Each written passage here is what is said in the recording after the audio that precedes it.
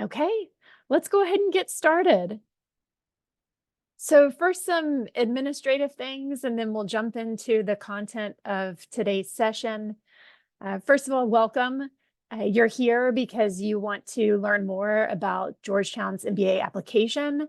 So the purpose of this session is to really pull back the curtain, help you understand what the application components look like, what we consider when assessing them, provide you with some statistics so that you can have some targets as you craft your application.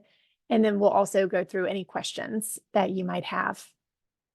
So I'll be taking you through this webinar today. My name is Ann Kilby. I'm Assistant Dean and Director of Operations here at Georgetown McDonough. This is my cough, 16th year in higher education. It's all I've ever done, so it's all I really know how to do, but I'm very passionate about it, and I hope that comes through in the presentation.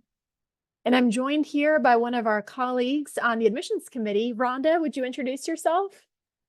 Sure, thank you, and welcome everyone. My name is Rhonda Remy. I am the new Director of MBA Recruitment and Diversity Partnerships. And when I say new and the emphasis on new, I started Monday, but I've been here at Georgetown since 2019 in various roles throughout the university. I've been in higher ed for about 10 years. So the education space, just like Anne, is all I know and all I truly care about, and just ensuring that, I'm able to help students along their way and throughout their journey in higher education. So we're very happy to have you. I won't be talking much because, again, emphasis on you. So I'll pass it back to Anne just to talk more about the application. Perfect. Thank you, Rhonda. Awesome. Okay, so let's dive in. We will be saving time at the end for Q&A, and what that will look like is you're going to drop your questions in the Q&A box on your Zoom toolbar there. So that's where I'll be going as a central location, but I am going to reserve all the questions until the end. And the session is recorded as well. One last administrative note. Try not to ask super personalized questions just because we want to benefit as many candidates as possible. So if I need to, I'll generalize your question for the benefit of all. Okay, here we go. The takeaway I want you to have after reviewing this webinar is that the admissions committee truly has a holistic approach to assessing MBA candidates. What that means is we're looking across different verticals of information. We're assessing whether or not we feel like you're academically prepared, you are set up to be successful in recruitment and job placement, and that you'll be a great fit within our community and culture at Georgetown. So there are many application components that feed into that holistic assessment. We've highlighted 6 here in these green boxes. These are big influencers into your assessment. So that's why we've chosen them, and we're going to dive into each of them more. We've bucketed the application components into quantitative areas of assessment and qualitative areas of assessment. So we're going to go through the quantitative ones first, which that will be your test scores, your academic history, and the number of years of work experience.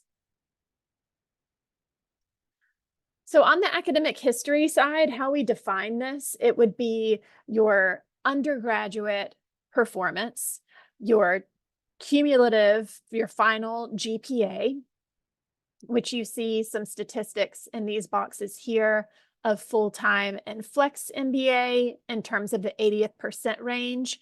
These are not minimums. This is simple reporting of the current class and their 80th percent range. The average GPA tends to always be around a 3.3 or a 3.4. So we're looking at your ultimate performance. Also, within your transcripts, we are looking at your progression overall. So did your GPA increase over time? Was it consistent? Were there certain classes where you performed better than others? Basically looking for trends, patterns in your performance. Definitely paying closer attention to more MBA relevant courses, quantitative courses, given the quantitative rigor of the MBA curriculum. We contextualize the rigor of your major and institution.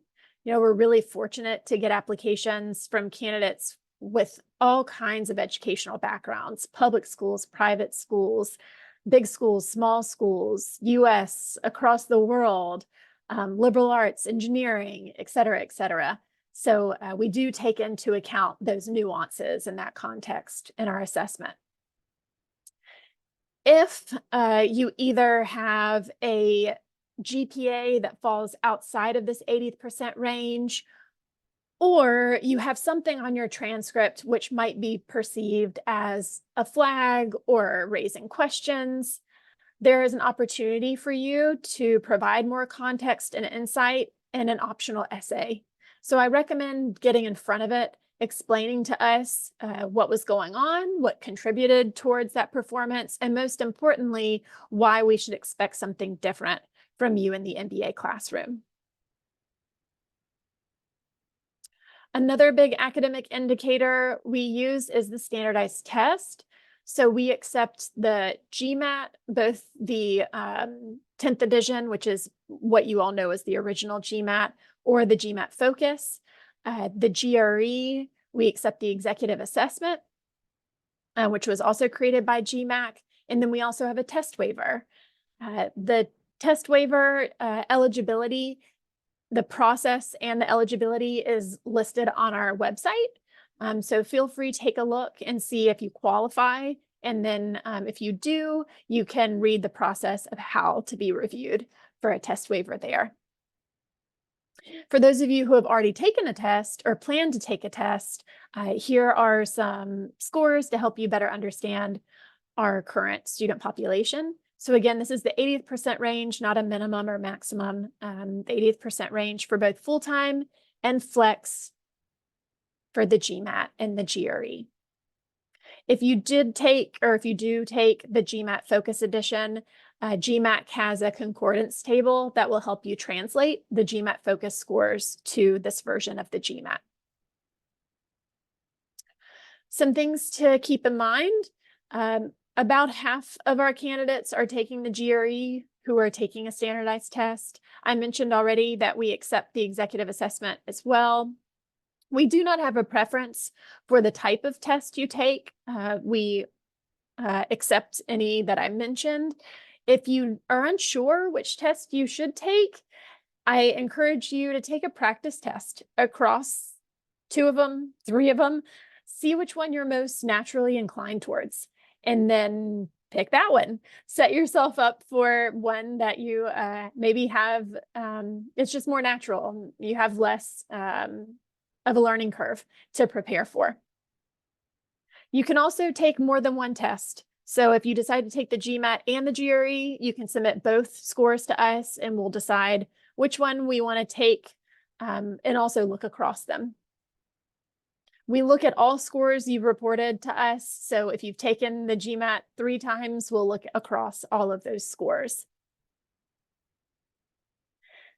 I know there's a lot of pressure and sometimes nervousness around the standardized test. Just know this is one data point in your academic assessment. Also, as we just went through, your academic history tells us, it gives us evidence of how you performed in a classroom. So we do look at your standardized test in conjunction with your academic performance. They can really help to overcompensate for one another.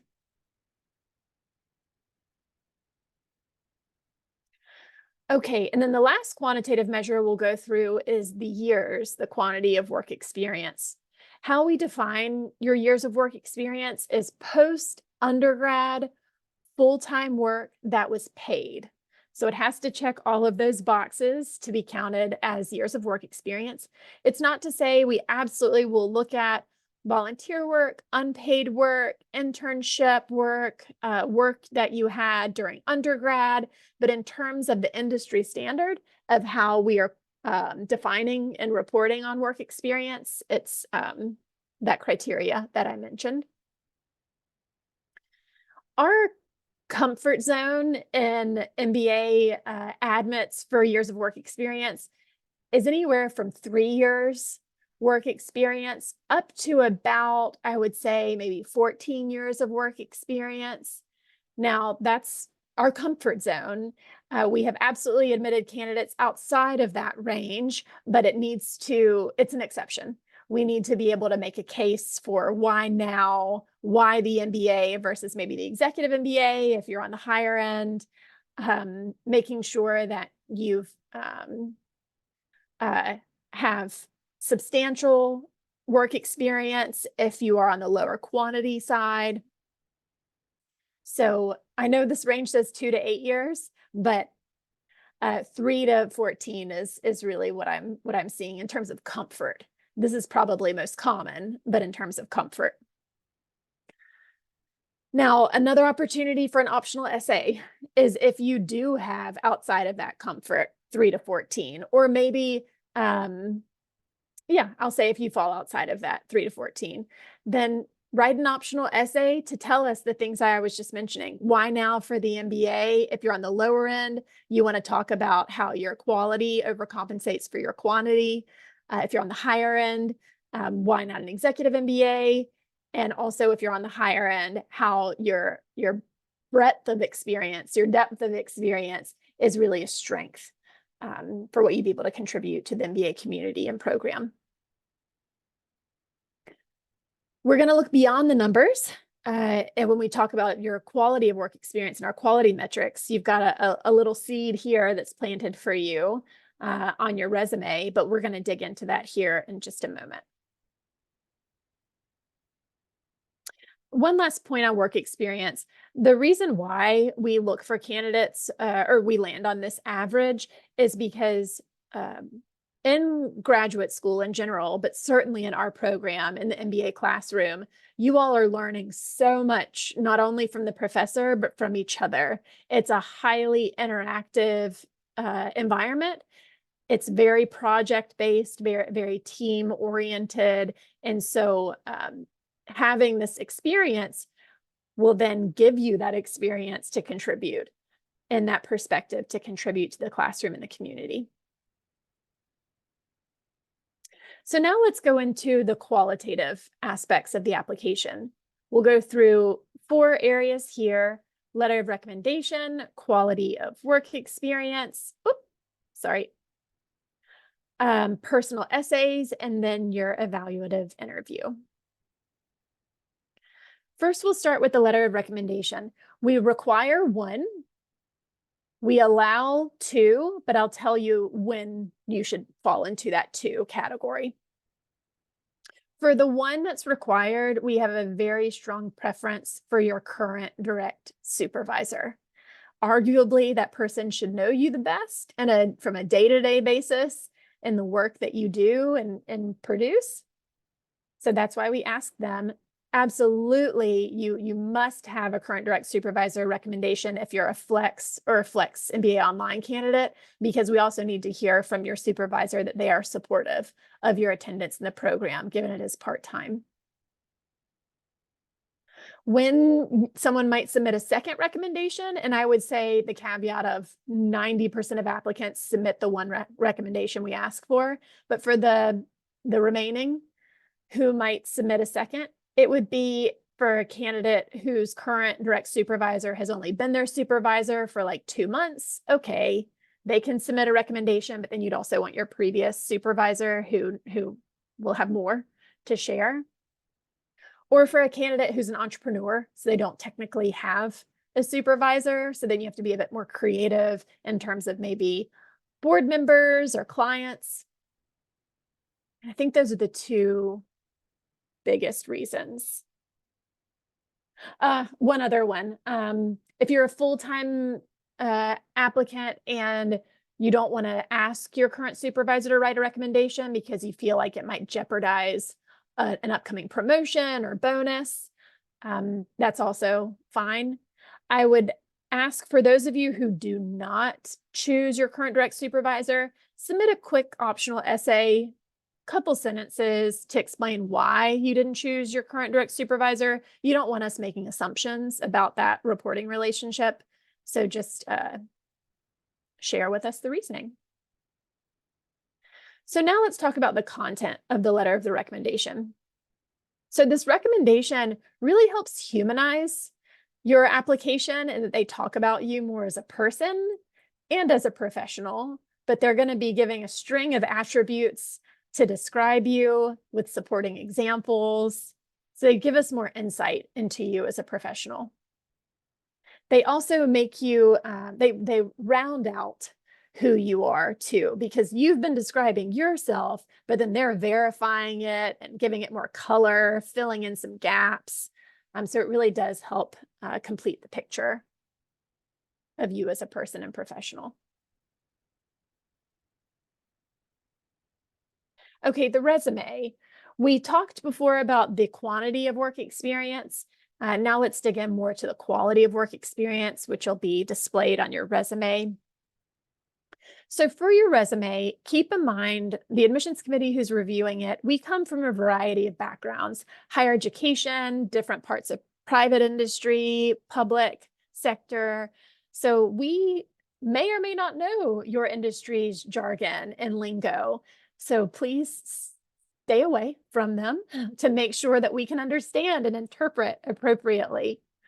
Another great way to ensure that we understand your accomplishments is to quantify your successes as best you can. So think about how that applies to you and your role.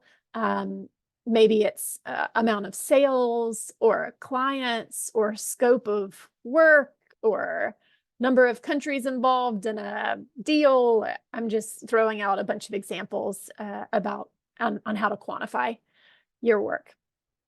The industry standard for length of resume, if you have under 10 years of work experience, it should be a page in length. If it's over 10 years of work experience, it can be 2 pages.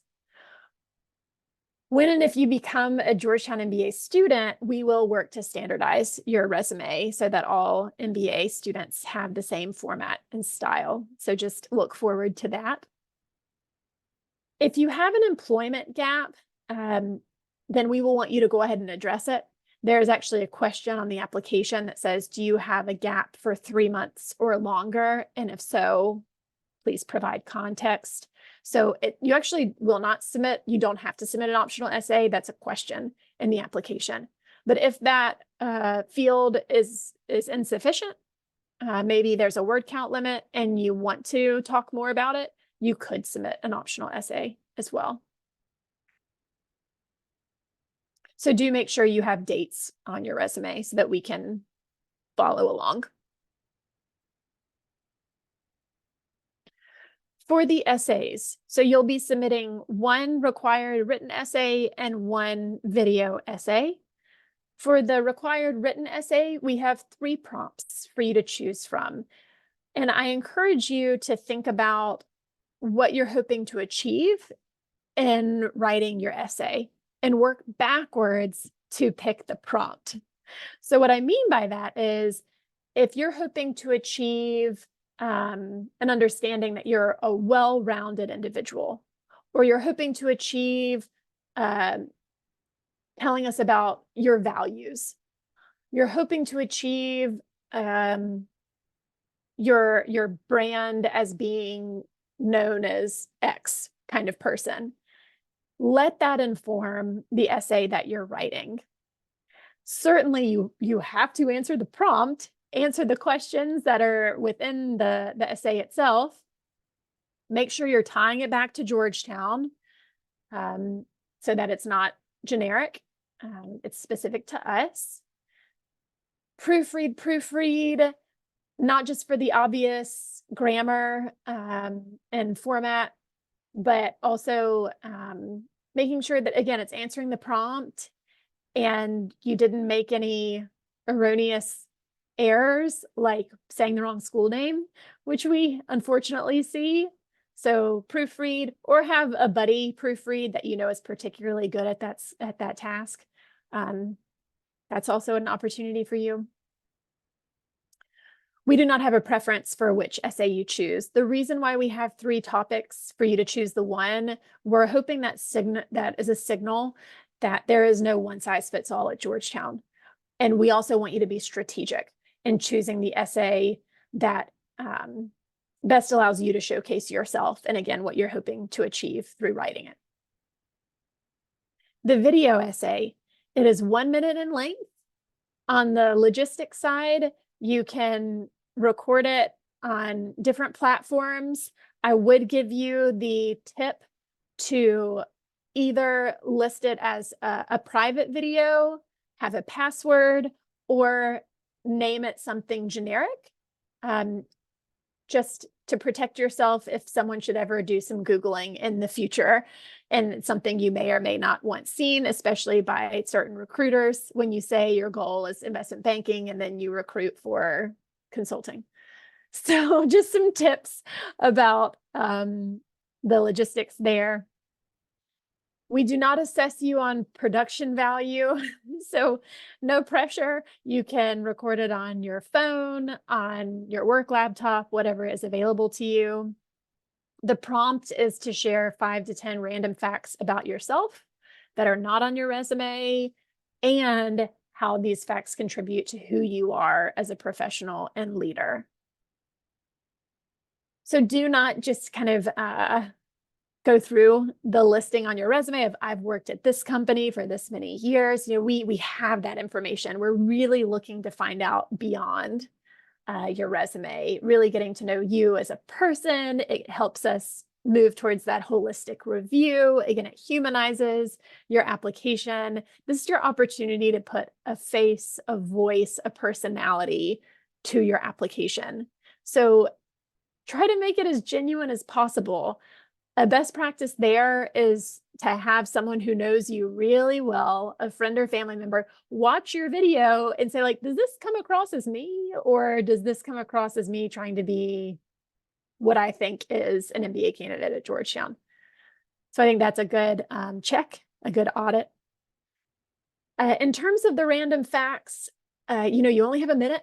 So you've got to be concise in saying what they are and why they matter. So think through that, practice. We have no idea how many times you recorded it, so do it until you're comfortable. And enjoy. Lastly, the interview.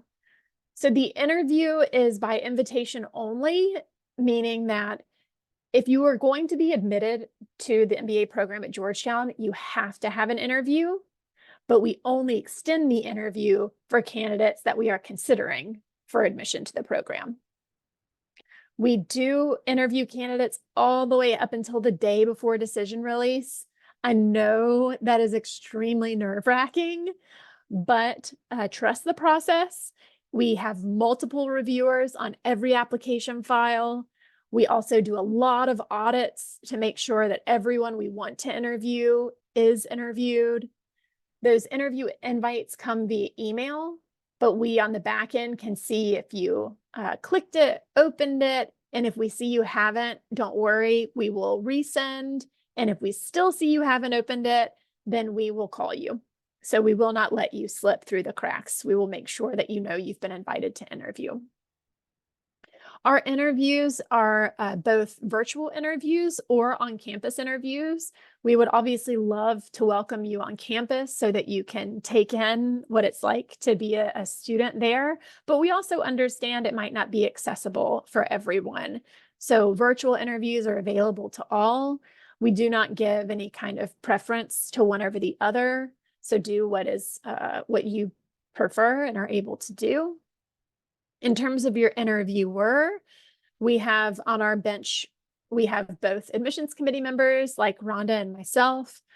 We have current students, first years and second years of across the MBA programs, full-time flex and flex online. We also have former admissions committee members. So you've got a range of people. So what that means for you is that you want to prepare questions for your interviewer that could apply to these different interviewer types, because you will not know who your interviewer is until you step into that Zoom room or you shake the hand of the person when they greet you on campus. So you need to be prepared. Our interviews are blind. They're actually double blind in that your interviewer has not read your application. They have only received your resume, so they don't know what your undergraduate GPA was, for example. They only have your resume. And it's double blind because, as I mentioned, you don't know your interviewer until you meet them in that moment. It allows, that practice allows us to stay objective on both sides. In terms of preparing for the interview, you do want to prepare for it like a job interview. Do your research. You want to have a good articulation of why the MBA and why Georgetown for the MBA.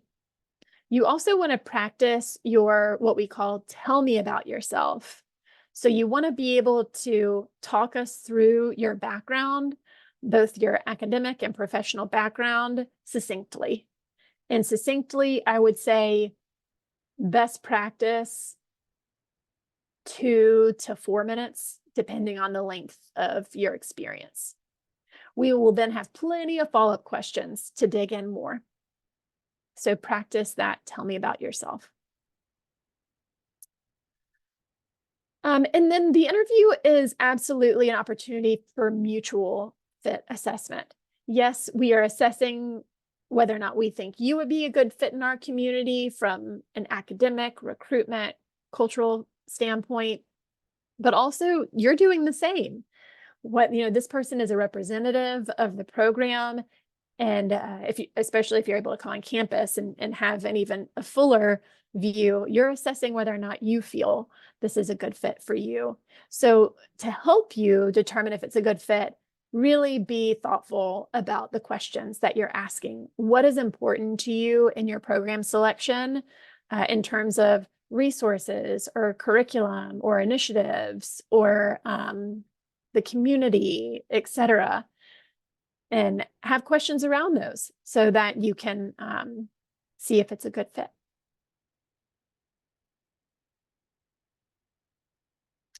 And then after you've submitted the application, the first thing you should do is celebrate. And I mean that sincerely. We know it is a journey. Some candidates are working towards their application for months or even years. There's a lot that goes into it, and writing the essays and proofreading and studying for tests and taking tests, recording that video essay, all of what we just went through. So I hope you celebrate that milestone. If anything is missing, don't worry, we will let you know. We will tell you what's missing, and then we will give you a deadline for when to submit it to stay within that current application round. And then on your side, you sit and wait. Let us do our job in putting your application through our review to see if we would like to extend an interview invitation. And then we will make a decision and let you know what it is. And with that, I'm going to show you the timing for those things. Let me just skip here and I'll go back.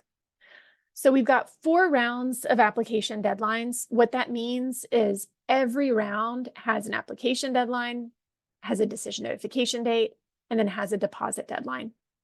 So if you apply for round 4, for example, the deadline to submit your application is April 30th at 11:59 p.m. Eastern Time.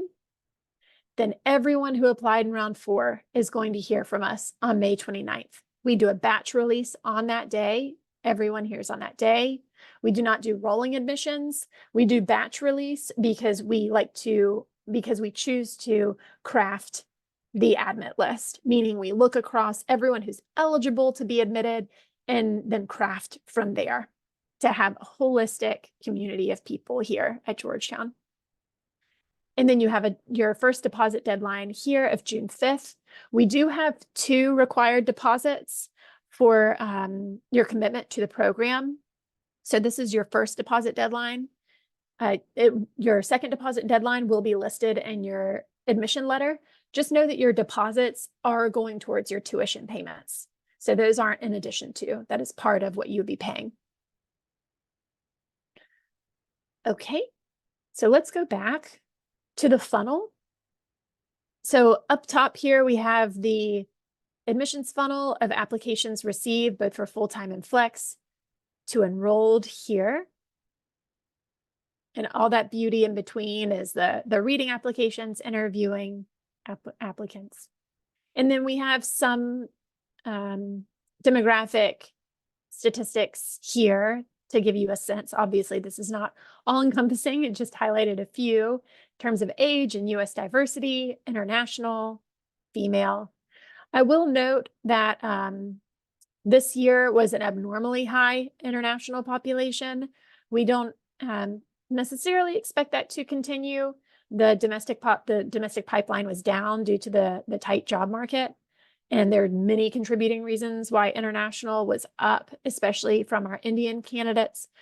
So I expect that to be I expect to be closer to like 50-50, just to call that stat out. Female is too low. We know that. We don't want it to be that low. We are continuing to try to bring that up as close to gender parity as possible. Let's talk money. So this is a major investment in yourself, in your future, in your education. So we want to make sure that you know what that looks like. So we're transparent about these tuition and fees. For the full-time program, it is a flat cost per year. So this is for your 2023-2024 cost.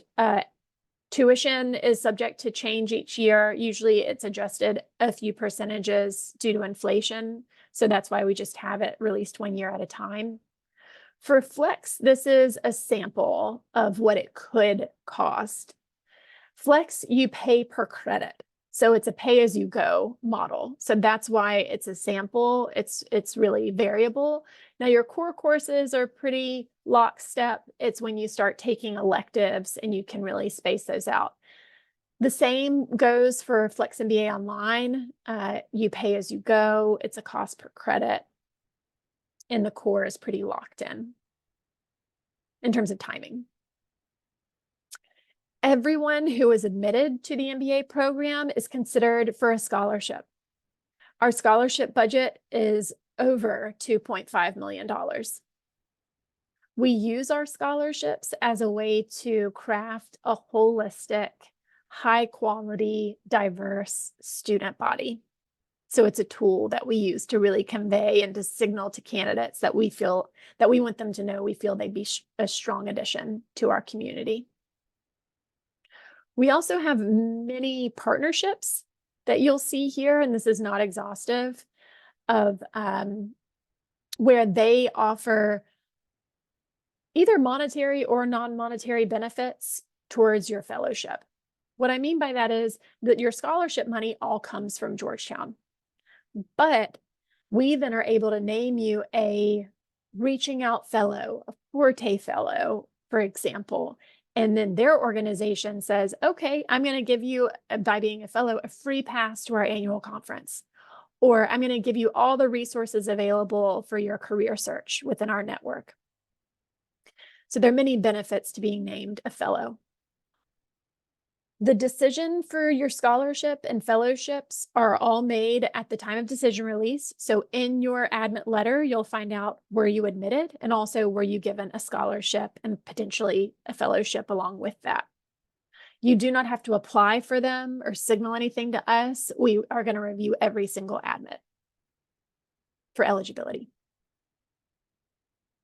In terms of paying for the program, I'll just let you know that the majority of students are taking out loans. It's very rare these days to see 100% employer sponsorship. It's also very rare that someone can pay completely themselves. So loans are common for US citizens who are not currently in default on any federal loans. You can borrow through FAFSA, F-A-S-F-A, and you can borrow up to the cost of attendance of the program. And that means both your tuition and fees, but also the estimated living expenses. So that's our US citizens. For non-citizens, we see most candidates doing private loans. There's so many vendors out there, organizations. Common ones we see are Prodigy, Oh, I'm completely blanking on the other big one, Empower. And then of course, local banks as well. You decide what is best for you and you're most comfortable with. I know it's a very personal decision.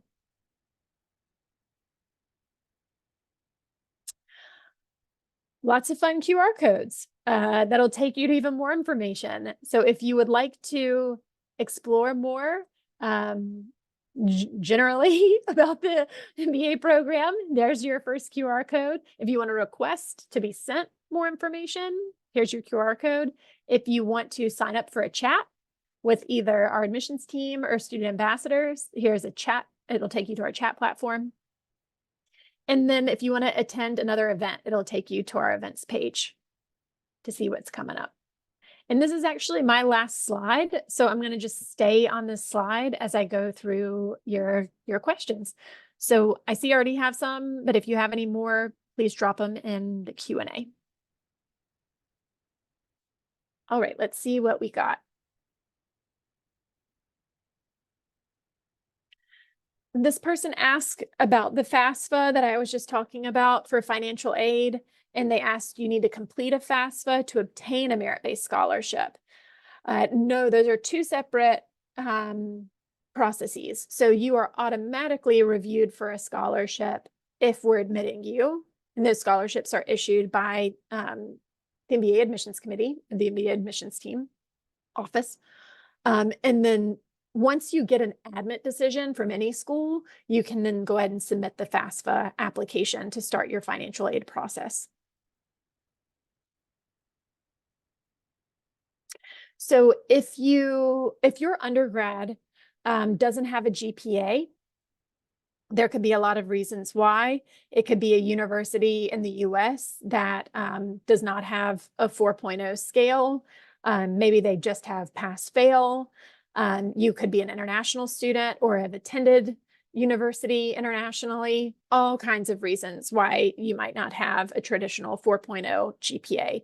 No problem at all. That's why, in addition to your transcript, we also require your what we call grade marks sheet.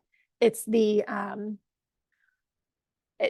explanation from your university's registrar of how to interpret your grades. Where, for example, most Indian universities are on a 10-point scale, and it'll say 10 equals excellent, 9 equals very good, whatever it is, to help us interpret. And then for non-traditional in the US, again, we're even more familiar with those schools, and we will interpret it, again, as your registrar says, but based on our own understanding, anecdotally, reputationally, on the rigor of your program and your courses, etc. Okay.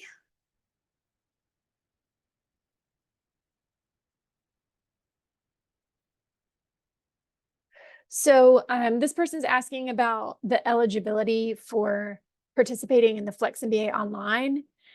You do need to live within 3 hours Eastern time zone to participate in the program.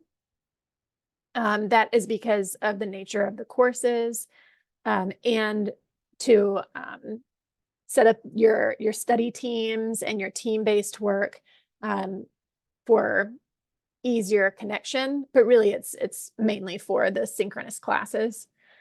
So you do, if you're living half overseas, half in the US, I've never been asked that question.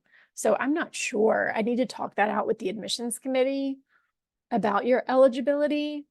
Because we've been pretty black and white to say you must live within 3 hours. Most people only live in one location. So that would be new for us. So I would ask this person to email us. Our main inbox email is georgetownmba@georgetown.edu so that we can have a discussion and get back to you on that.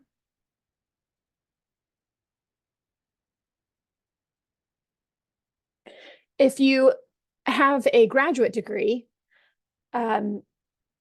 we definitely need those transcripts as well, in addition to your undergraduate transcripts. So to take a step back, we require transcripts, unofficial transcripts from any school in which you received a degree, so degree conferral, or, and we need unofficial transcripts from any program, from any school where courses were taken that contributed towards your final degree conferral. So if you took courses at a community college, transferred those into a program where you got your bachelor's degree, we'd need the unofficial transcript from your community college as well. If you're admitted to the program and enroll, then we require official transcripts. But for the application, we require unofficial transcripts.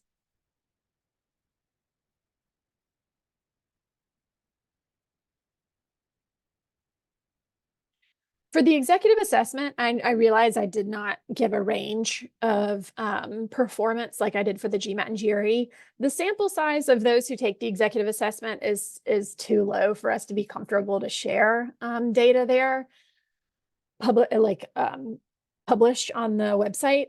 I'll tell you, because I understand you need a target to work towards. For the executive assessment, the average that we see year over year is around an 11 or 12 per section.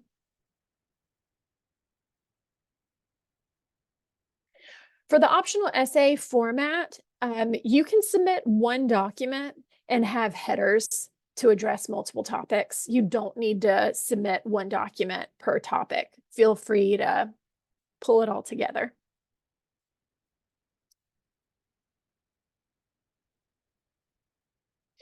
So if you have a full-time work experience that came before your undergraduate degree, so let's talk that out. Let's say that you finished high school and then you went into the military and you accumulated full-time work experience there. And then you went and got your undergraduate degree.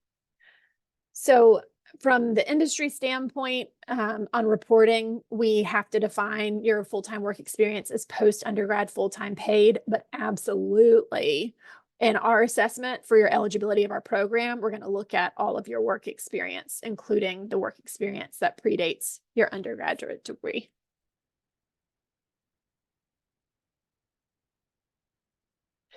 The deadlines that I shared on this slide, this applies for all MBA programs, full-time, flex online. It's the same dates across them.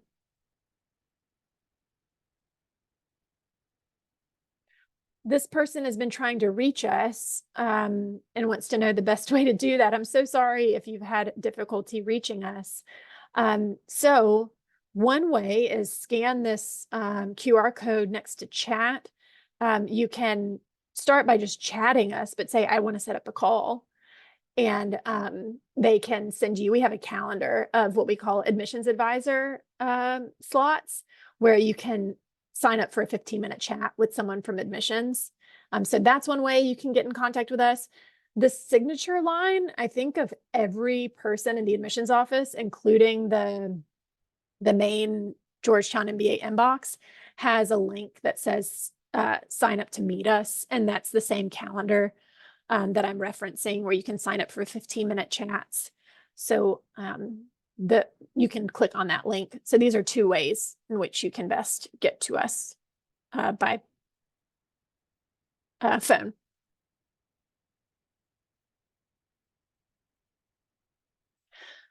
In terms of our scholarship amounts, that's a good question. I should have mentioned that. So for a full-time program, about half of our students are receiving a scholarship from our office. That average award amount is around $22,000 US per year. It's a 2-year package because it's a 2-year program. So then that'd be an average of $44,000 total. That's for full-time. For Flex and Flex MBA Online, those have much smaller scholarship budgets because you all are working full-time and earning an income. So the average award for our Flex and Flex MBA Online candidates, that's just a 1-year award, and that is usually around $7,500 is the average there. Our scholarships are tuition based only. So the scholarships cannot be applied towards living expenses. And then the maximum scholarship you get a full ride would be a full tuition scholarship.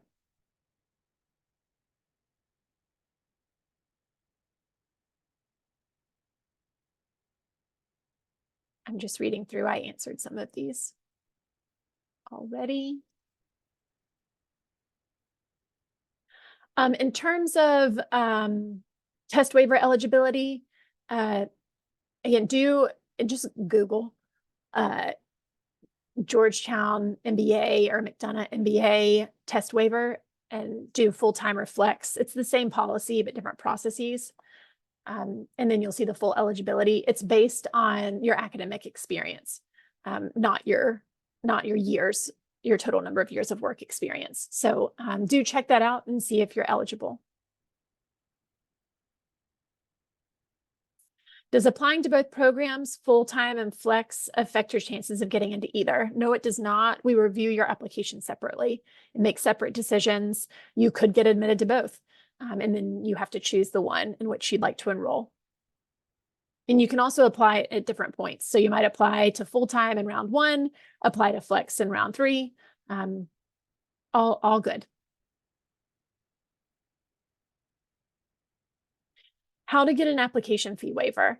On our website, we have a section for application fee, and within the application fee section, you'll see how to get a waiver, how to get a reduction. There are ways for both. Some of them, it's you belong to a certain association or organization.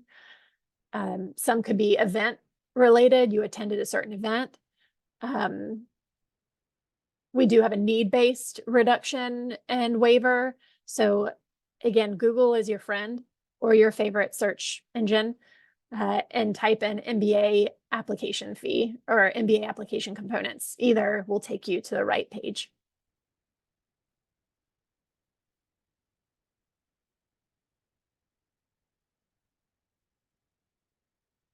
In terms of the English language test, we accept both the TOEFL and the IELTS exam. When that would be required is either if you do not have a degree where the medium of instruction was English, or you have not lived in a country where the primary language is English. So this particular person said they just finished a master's degree at Georgetown. You would not be required to take the English language test, given that that program was taught in English.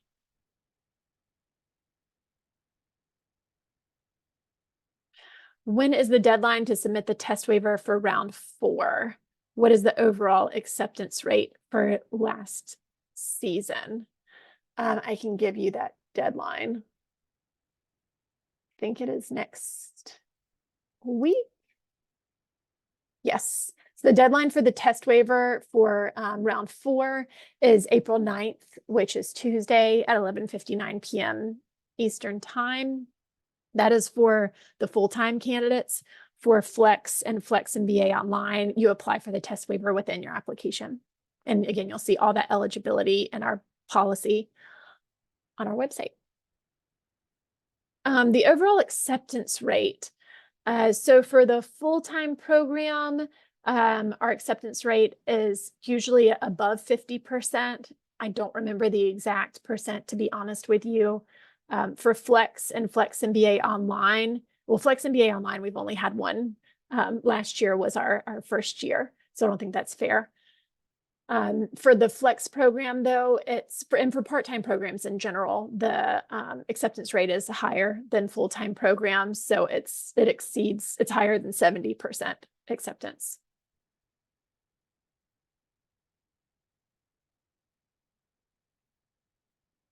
If your current or previous direct supervisor is unable to write the letter of recommendation, who would you recommend instead?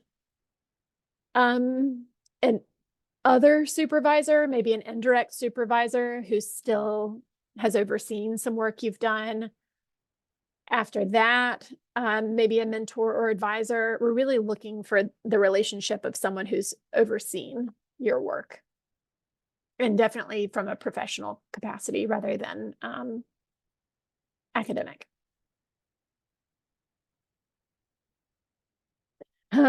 What is the school's stance on using AI to assist with application, especially the essay section?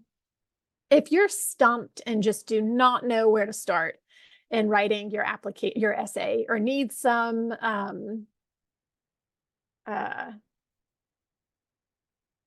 there's a better word, but like suggestions, you can certainly use AI. You'll notice our essay prompts are very personalized. We're asking you for specific examples from your life. So AI can't do that, at least not to the extent it might be able to in the future. It can't in its current form. So you are going to be forced to write it, and we will see if it is answering the prompt or if it is too generic. We have ways to find out if it is purely AI written. So I would encourage you not to fully rely on it. We also have you sign a verification statement at the end that all of your work is yours and accurate. But again, if you want to rely on it as one of many tools available to you to help you brainstorm or to get you started, it's a tool, it's a resource.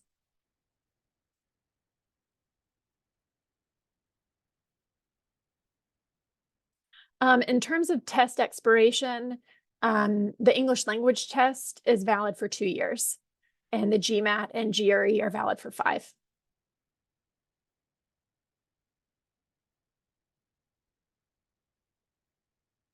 This session is being recorded. We also have this session given by me and plenty of other admissions committee staffs already recorded. So if you would like a recording, simply email us at georgetownmba@georgetown.edu and ask for a recording. No problem. I know we're about at time. I'm answering as quickly as I can.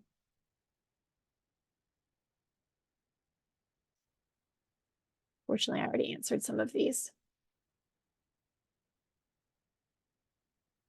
In terms of visiting us, so click on the bottom QR code, attend an upcoming event. We have events called Experience Georgetown. If they are not already available, they should be soon. The Experience Georgetown sessions are hosted by current students, where they give you like a mini information session. They're a small group. I think we cap those events at like 10 people. You get to ask Q&A of the students, and many of those Experience Georgetowns have a class visit tacked on, and you'll see the difference between just an Experience Georgetown or an Experience Georgetown with a class visit. So that would be your opportunity if you're particularly interested in a class. Also, if you're admitted to the program, we have something called welcome weekends or welcome days, and those include classes as well.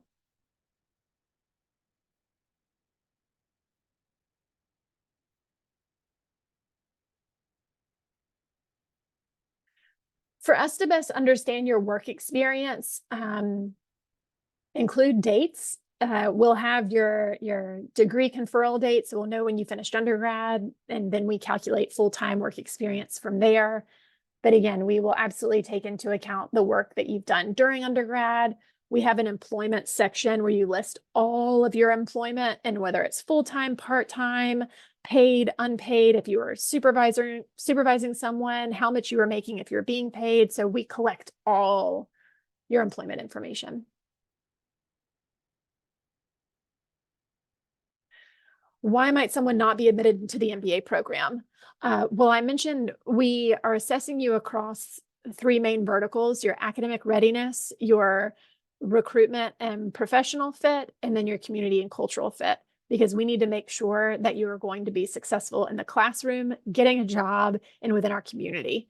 So why someone might not be admitted is we do not have positive indicators, or enough positive indicators to give us confidence about your success across each of those areas. All are equally important. How many students in the MBA do dual degrees? Oh, I do not know that number off the top of my head. We have 4 dual degree programs for the full-time MBA. That is with the medical school with an MD, the law school with a JD, the Walsh School of Foreign Service with an MS in Foreign Service, and with McCourt School of Public Policy with a Master's in Public Policy. For each of those programs, there's a handful each year, anecdotally. So not a large number, but significant enough and consistent enough that those partnerships are extremely valuable.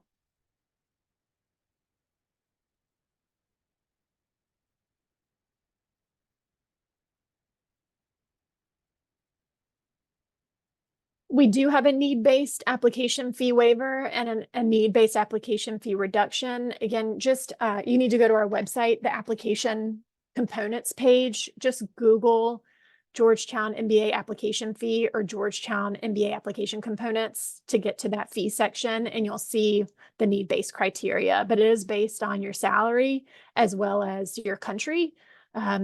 And so it is actually automatically calculated for you based on the data that you put into your application.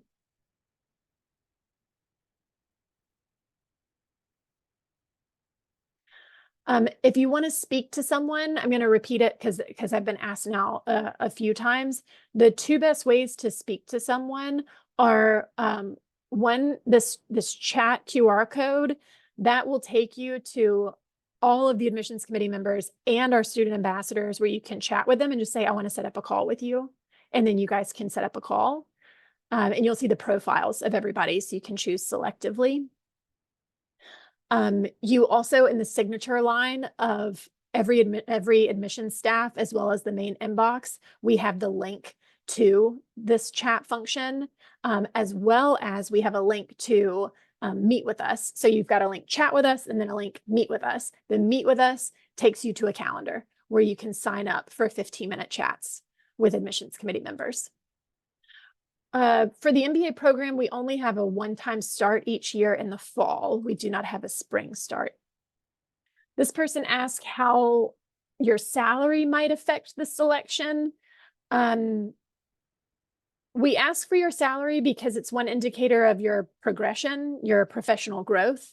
So we can see over time how your salary has changed, but otherwise, your salary would not affect your selection into the program.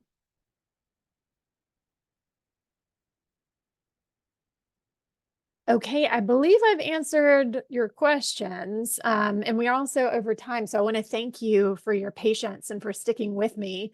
I hope this was helpful. This person, sorry, this is the last time I'm going to pop back in because I am going to wrap up for now. If you don't see a particular event that you want listed on our events page, for example, this person's citing a class visit, we are adding to that events page constantly. So keep checking back. We're going to keep adding events for you to register for. Thank you all for being here. I wish you the best of luck in going through the MBA application and the journey that is coming to graduate school. If we can help you, if we can support you, please reach out to us. Here's a variety of ways to do so. Thank you for your time, your interest in Georgetown, and I hope you have a good rest of your day or night. Take care.